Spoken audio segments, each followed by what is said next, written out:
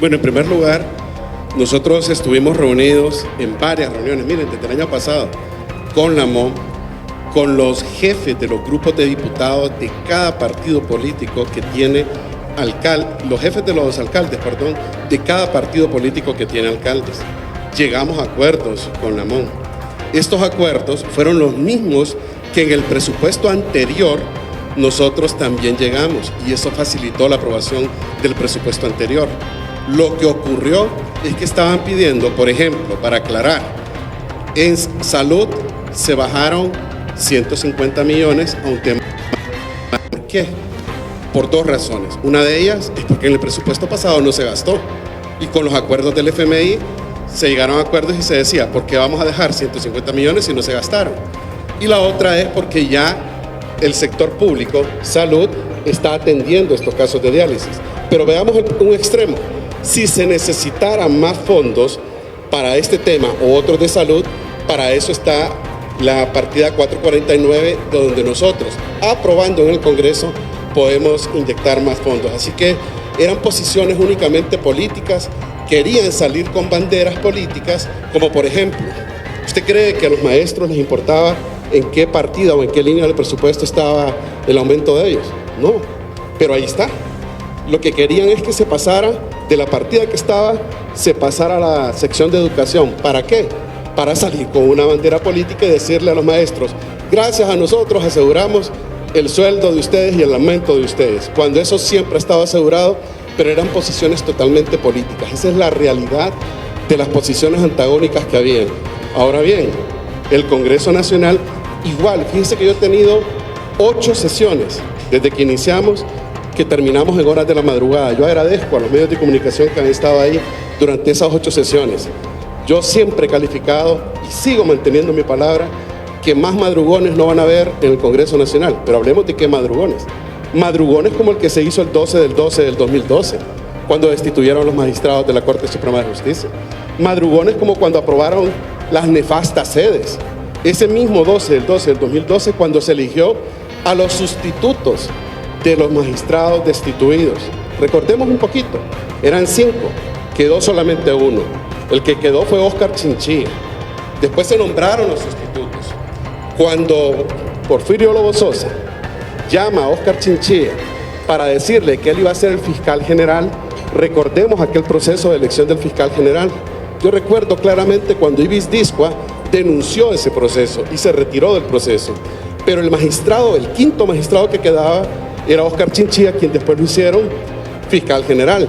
En sustitución de Óscar Chinchilla, nombraron a Lidia Estela, que después la nombraron Procuradora General de la República. Entonces, recordar un poquito la historia deja un panorama de los actos que se cometieron en diferentes momentos en horas de la madrugada. Nosotros vamos a sesionar las horas que sean necesarias, en el horario que sea necesario, pero no con madrugones de corrupción ni de narcotráfico, sino con madrugones que sean en beneficio del pueblo. ¿Cuáles fueron los que hicimos? Aprobar el presupuesto, aprobar el financiamiento de las elecciones internas y primarias del próximo proceso electoral para el Consejo Nacional Electoral, aprobar también una readecuación, una reforma que se requiere para el Consejo Nacional Electoral. Si nosotros no hubiésemos hecho esa reforma, estimados compatriotas, el pueblo hondureño que nos ve, estaría en riesgo el proceso. Además de eso, aprobamos las 18 adendas. Ya Eric, el secretario de Estado en la ENE, ya él dijo cuáles son algunas de las ventajas y de los beneficios. Yo le puedo decir al pueblo hondureño a través de ustedes, se va a reflejar en su factura. Así que esperamos que la ENE nos mande las siguientes adendas. Yo no puedo negar que yo soy ahora parte del Partido Libre, y no puedo negar que tengo muchísima información, que tengo encuestas serias, que tengo proyecciones, y de esas proyecciones y de esas encuestas serias me voy a referir en todos los espacios.